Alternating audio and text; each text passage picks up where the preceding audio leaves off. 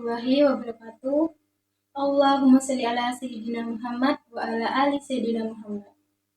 Alhamdulillahirabbil alamin wassalatu wassalamu ala asyrafil anbiya'i wal mursalin sayyidina wa habibina wa syafi'ina wa maulana Muhammadin wa ala alihi wa sahbihi ajmain amma ba'du. Pertama-tama yang saya muliakan dan saya takdimi pengasuh Pondok Pesantren Zainul Hasan Genggong Al-Mukarram Kiai Haji Muhammad Hasan Mutawakkil Allah SHMM. Yang saya hormati Bapak Rektor Universitas Islam Zainul Hasan Genggong, Bapak Dr. Abdul Aziz Wahab BAMAG.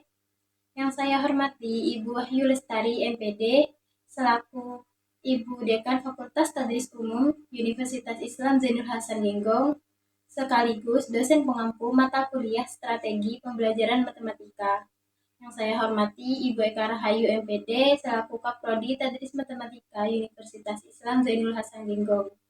Dan yang saya hormati, saya cintai kedua orang tua saya yang telah mendukung saya sehingga saya bisa sampai di titik sekarang ini, serta teman-teman senasib seperjuangan yang saya sayangi. Perkenalkan, nama saya Silva Denawati, semester 4 dari Prodi Tadris Matematika Fakultas Tadris Umum Universitas Islam Zainul Hasan Genggong. Di sini saya akan menjelaskan peta imajinasi tentang hakikat strategi belajar mengajar. Di sini tuh ada 3 pembahasan. Yang pertama pengertian, kedua komponen, yang ketiga tugas dan fungsi. Nah, kita akan membahas yang pertama dahulu, yaitu pengertian. Apa sih pengertian dari strategi belajar mengajar? Nah, strategi belajar mengajar ini adalah perencanaan yang dibuat dalam rangkaian kegiatan, di mana proses belajar mengajar diterapkan dengan menggunakan metode atau strategi tertentu dengan memanfaatkan berbagai sumber daya untuk mencapai tujuan yang telah ditetapkan.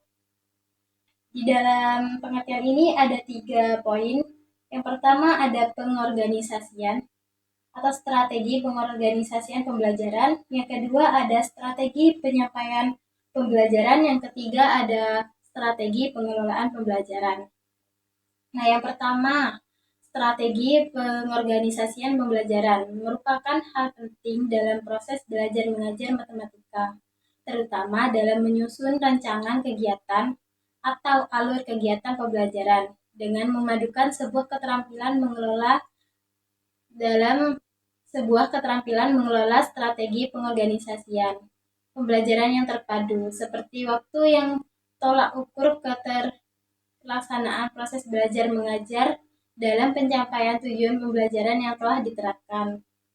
Yang kedua ada strategi penyampaian pembelajaran. Nah, di dalam strategi ini menjadi salah satu komponen dalam melaksanakan metode proses pembelajaran. Hal ini bertujuan agar isi dan informasi pembelajaran tersampaikan dengan baik kepada pembelajar sehingga pemahaman konsep peserta didik menjadi baik. Yang ketiga ada strategi pengelolaan pembelajaran. Menurut Peniati tahun 2012 bahwa dalam merancang metode yang dipilih dalam proses belajar mengajar perlu mencermati atau mendasari analisis karakteristik peserta didik tersebut. Maka dari itu perlu penerapan metode yang tepat berdasarkan karakteristik peserta didik agar metode yang diterapkan efektif dan efisien. Nah, ada tiga klasifikasi penting dalam strategi pengelolaan pembelajaran, yaitu penjadwalan, pembuatan catatan kemajuan belajar peserta didik, dan motivasi. Selanjutnya kita akan membahas komponen dalam strategi belajar mengajar. Di sini ada 5 poin, yaitu bertanya, kreatif, kerjasama, unjuk kerja, dan sumber yang bervariasi. Untuk poin yang pertama yaitu bertanya. Proses belajar mengajar matematika harus dimulai dengan sebuah pertanyaan pembuka yang memancing rasa ingin tahu siswa akan suatu fenomena. Siswa diberi kesempatan untuk bertanya. Guru menyampaikan pertanyaan inti yang harus diselesaikan oleh siswa. Siswa diarahkan untuk mampu mengevaluasi dan menganalisis jawaban dari pertanyaan yang tidak dapat ditemukan dalam buku teks. melainkan harus dibuat atau dikonstruksi. Untuk poin kedua, kreatif.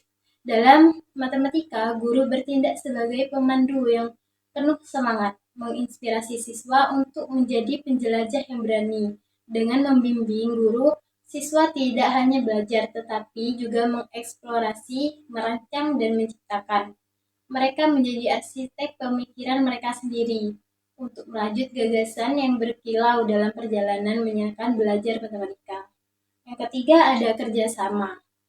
Di dalam kerjasama, siswa dipadu untuk menjadi tim peneliti yang penuh semangat, menggali harta karun penemuan bersama-sama. Dengan bimbingan guru, mereka menjelajahi berbagai gagasan, berdiskusi, dan saling membantu untuk mencapai pemahaman yang mendalam. Di sini, bukan tentang siapa yang benar atau salah, tetapi tentang proses kolaboratif yang menghasilkan wawasan baru dan pemahaman yang dalam tentang konsep-konsep matematika yang menantang. Yang keempat ada unjuk kerja. Unjuk rasa dalam menjawab permasalahan yang diberikan oleh pendidik, peserta didik akan membuat solusi yang digambarkan melalui pengetahuannya mengenai permasalahan yang sedang dipecahkan. Bentuk-bentuk solusi tersebut dapat berupa slide presentasi, grafik, poster, karangan, dan lain-lain. Melalui presentasi ini, pendidik melakukan evaluasi. Dan yang terakhir ada sumber yang berimajinasi. Siswa dapat memperkaya pemahaman mereka dengan beragam sumber dan referensi. Mereka menggali buku, menjelajah video, meresapi poster, berdialog dengan ahli, dan masih banyak lagi. Setiap sumber adalah petunjuk menuju pemahaman yang lebih baik dan lebih dalam, membentuk fondasi yang kukuh untuk kemahiran matematika yang tangguh. Selanjutnya, pembahasan yang terakhir yaitu tugas dan fungsi pendidik. Di sini ada dua macam. Yang pertama ada transfer ilmu, yang kedua membentuk sikap dan moral. Transfer ilmu kepada peserta didik seperti kepandaian, kecakapan, dan pengalaman-pengalaman. Dan yang kedua, membentuk sikap moral peserta didik menjadi lebih baik. Cukup sekian, mungkin itu saja presentasi yang dapat saya sampaikan. Maaf apabila ada salah kata atau kurang dalam pemahaman. Akhirul kalam, wallahul muwaffiq ila aqwamit thoriq. Wassalamualaikum warahmatullahi wabarakatuh.